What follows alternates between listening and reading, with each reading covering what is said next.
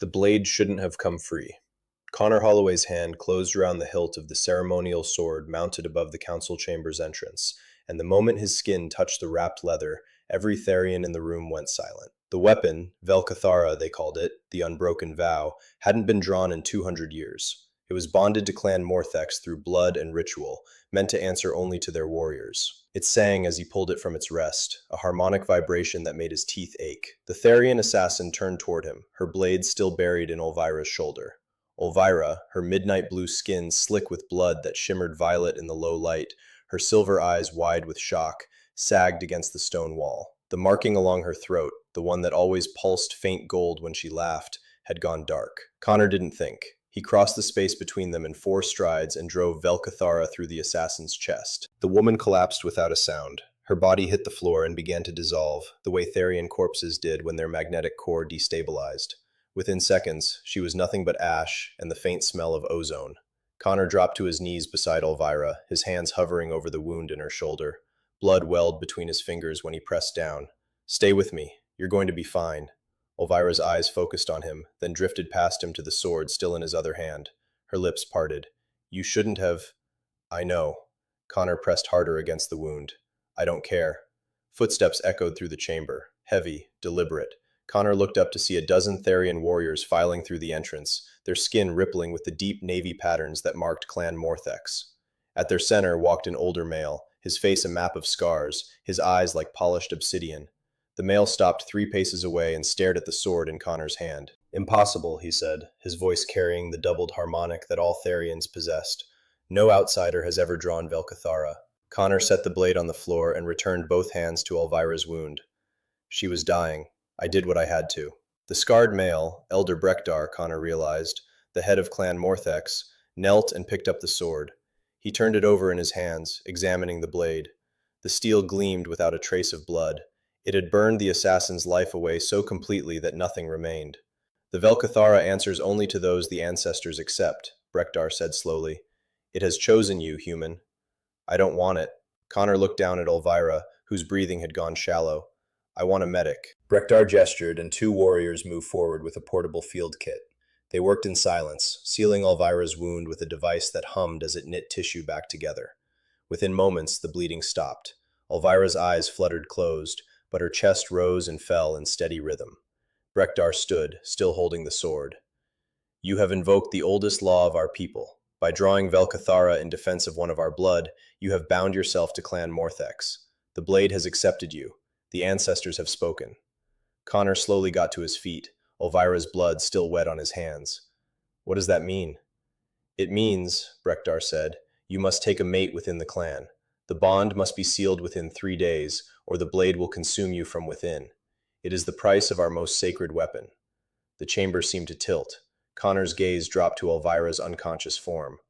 "You're saying I have to marry one of you. The law is absolute." Brekdar's expression didn't change. "You saved Elvira's life. By custom and right, she is the logical choice. When she wakes, the choice will be offered. If she refuses, another will take her place. But the bond must be formed." Connor's jaw tightened. "And if I refuse?" Brekdar lifted the sword slightly. "The Velcathara burns through those who break their oaths. You will die in agony over the course of 70 hours. There is no other path." Elvira woke in the medbay 6 hours later. Connor sat beside her bed, staring at his hands. He'd scrubbed the blood away, but he could still feel the tackiness of it on his skin, the way it had been warm even as her body went cold. "You're still here." Her voice was soft, lacking its usual harmonic undertone. Weak. Connor looked up. Elvira's silver eyes tracked his face, searching. The markings along her throat had regained some of their glow, a pale gold that pulsed with her heartbeat. "Where else would I be?" he asked. "Anywhere." Elvira shifted slightly, wincing as the movement pulled at her shoulder.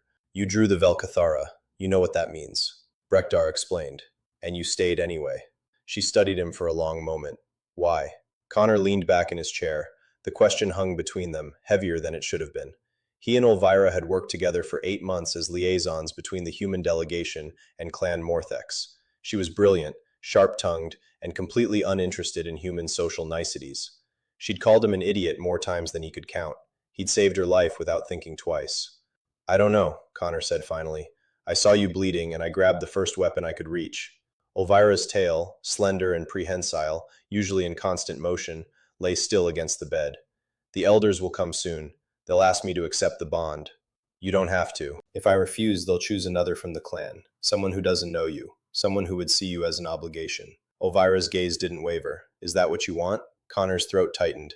I don't want you to feel forced into this. And I don't want you to die because you saved my life. Elvira sat up slowly, her shoulder visibly stiff despite the medical ceiling. We have 3 days.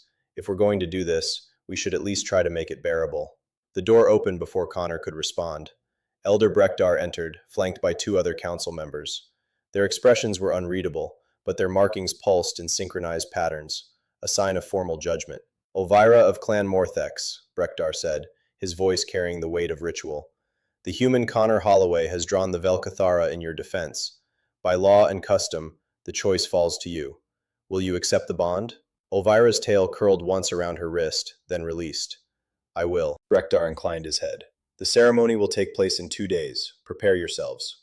Quick pause. If this story has you hooked, subscribe now and hit the bell. These are made for people like you. Now back to it. The next 48 hours blurred together in a haze of ritual preparation and cultural briefings that left Connor's head spinning. He learned that Therian bonding ceremonies involved magnetic synchronization, a process where the couple's neural fields aligned through sustained proximity and shared experience. He learned that the bond, once formed, was permanent, a biological entanglement that would let them sense each other's emotional states across vast distances. He learned that Elvira had been engaged once before to a warrior named Quelvar, who had died in a territorial dispute with a rival clan. She hadn't spoken his name in 5 years. They spent the evenings together in a meditation chamber, sitting cross-legged on opposite sides of a shallow pool of magnetized fluid. The liquid responded to their presence, forming patterns that reflected their neural output. Connor's side churned with chaotic ripples. Elvira's formed tight, controlled spirals. You're overthinking, Elvira said on the second night, watching the turbulence on his side of the pool. I'm about to marry someone I barely know because a magic sword decided I should. Connor stared at the ripples. Overthinking seems appropriate. Elvira's markings flickered. Amusement, he'd learned. The Velcathara doesn't decide anything. It responds to intent. You picked it up because some part of you was willing to pay any price to save me. The blade simply accepted your offer. Connor met her eyes across the pool. You think I wanted this? I think you didn't want me to die. Elvira's tail traced a slow figure eight in the air behind her. There's a difference. The fluid between them shifted, the chaotic ripples on Connor's side beginning to curve toward Elvira's spirals. Not merging, not yet, but moving in the same direction. What was he like? Connor asked quietly. Quelvar. Elvira's markings dimmed. Strong, traditional. He believed in the old ways, in honor and duty above all else. She paused. He would have hated that I'm bonding with a human. Do you hate it? I don't know yet. Elvira's gaze dropped to the pool. I spent 5 years telling myself I would never bond again, that losing someone once was enough. And now here you are, a human who doesn't understand our laws or our customs, who grabbed a sacred weapon without knowing what it would cost him. Her markings brightened again, slowly. You're either the bravest person I've ever met or the most foolish. Can it be both? For the first time since he'd known her, Elvira laughed, a sound like wind chimes in a minor key. The fluid in the pool shivered, and Connor's ripples aligned with her spirals for just a moment before breaking apart again. Maybe it can, she said. The ceremony took place in the Hall of Ancestors, a vast chamber carved into the living rock of Threshold Gate 7. The walls were covered in bioluminescent patterns that told the history of Clan Morthex in flowing script. Hundreds of Therians filled the space, their markings creating a sea of shifting light. Connor stood at the center of the hall, wearing ceremonial armor that Elder Brekdar had provided, midnight blue plates that fit surprisingly well, etched with silver designs that mimicked Therian skin patterns.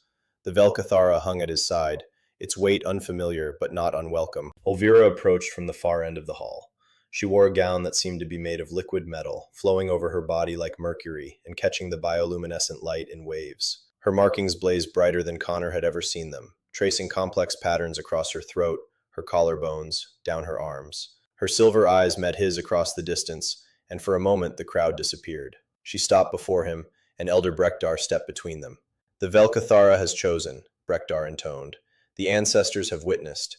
Now the bond must be sealed in the old way, through the sharing of magnetic essence, through the joining of neural fields, through the oath that cannot be broken.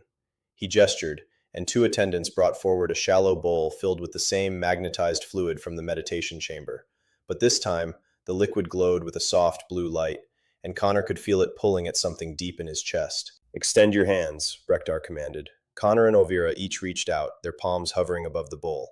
The fluid rose to meet them, forming a bridge between their hands. Where it touched Connor's skin, he felt a jolt like static electricity, but deeper, a sensation of something fundamental shifting inside him.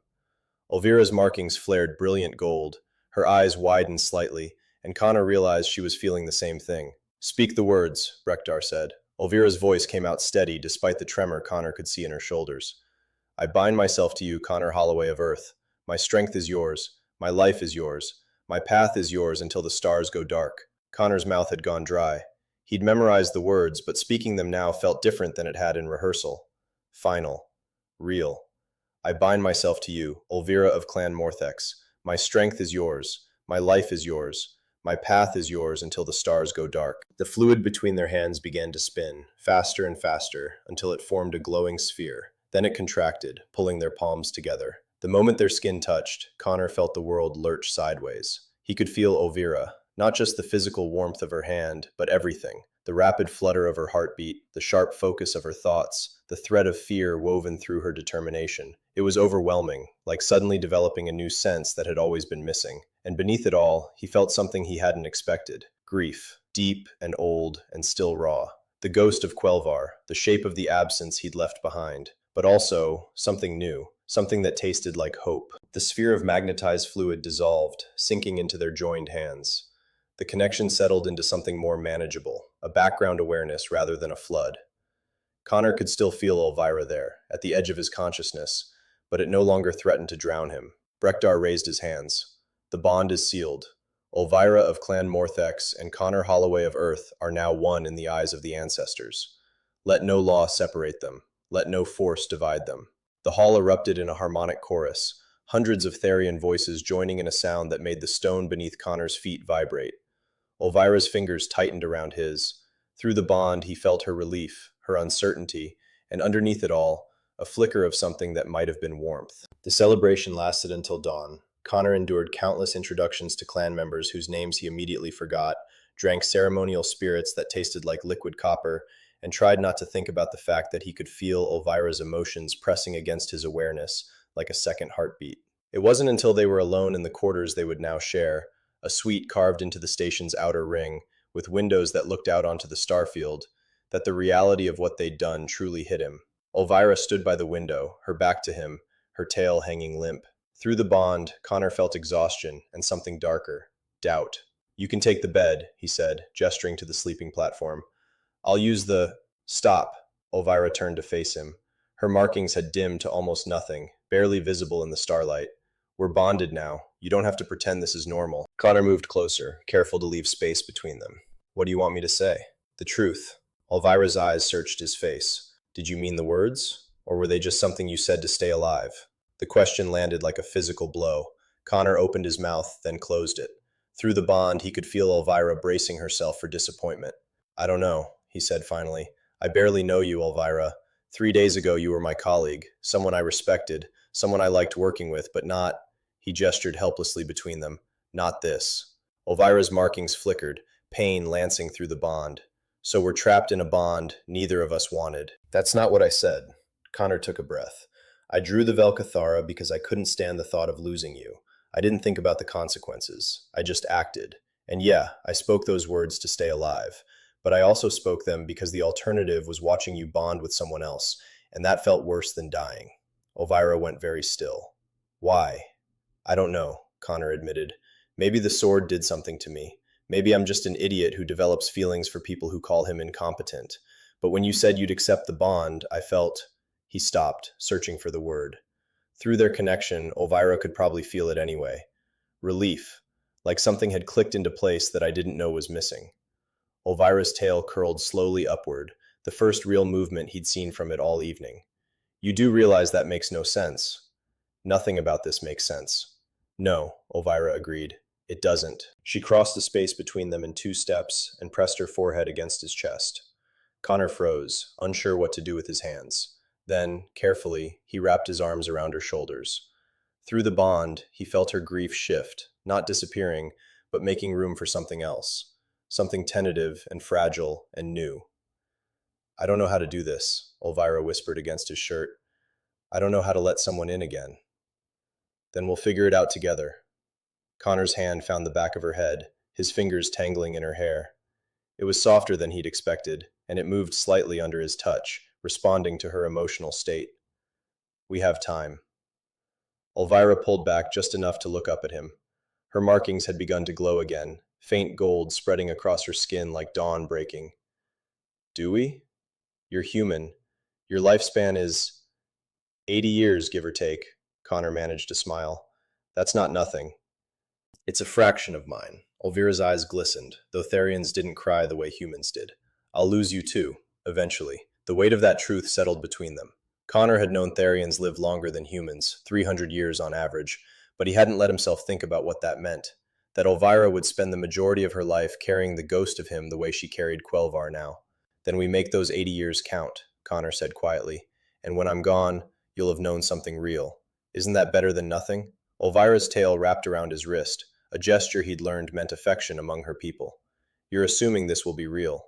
It already is. Connor tapped his chest where he could feel the bond humming. I can feel you, Elvira. Your fear, your grief, but also, he paused, hope. You feel it too. Elvira's markings brightened further, gold bleeding into amber. Hope is dangerous. So is drawing sacred swords without permission. Connor's smile widened. I seem to have a habit of doing dangerous things around you. For a moment, Elvira just stared at him. Then her lips curved into something that might have been a smile. You really are an idiot. I know. She kissed him then, a brief press of lips that tasted like the copper spirits from the ceremony and something sweeter underneath. When she pulled back, her markings were blazing, bright enough to cast shadows across the walls. This doesn't fix everything, Elvira said. We still barely know each other. The bond doesn't erase that. No, Connor agreed, but we have time to learn, and a really compelling reason not to screw this up. Elvira's laugh was soft but genuine. The Velcathara would kill you if we broke the bond.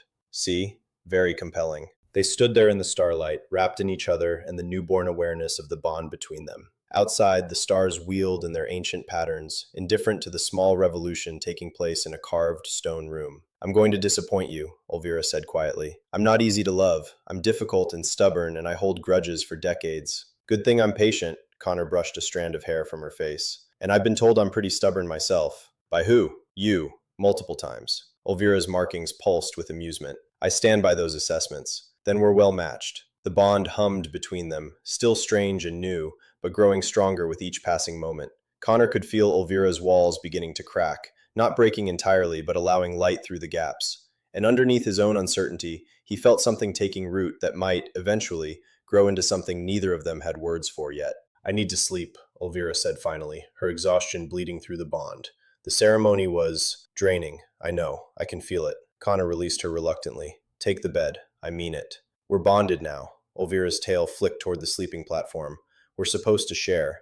It helps the neural synchronization. Connor's eyebrows rose. You want to... Sleep, Connor. Just sleep. But her markings flickered with something that might have been embarrassment.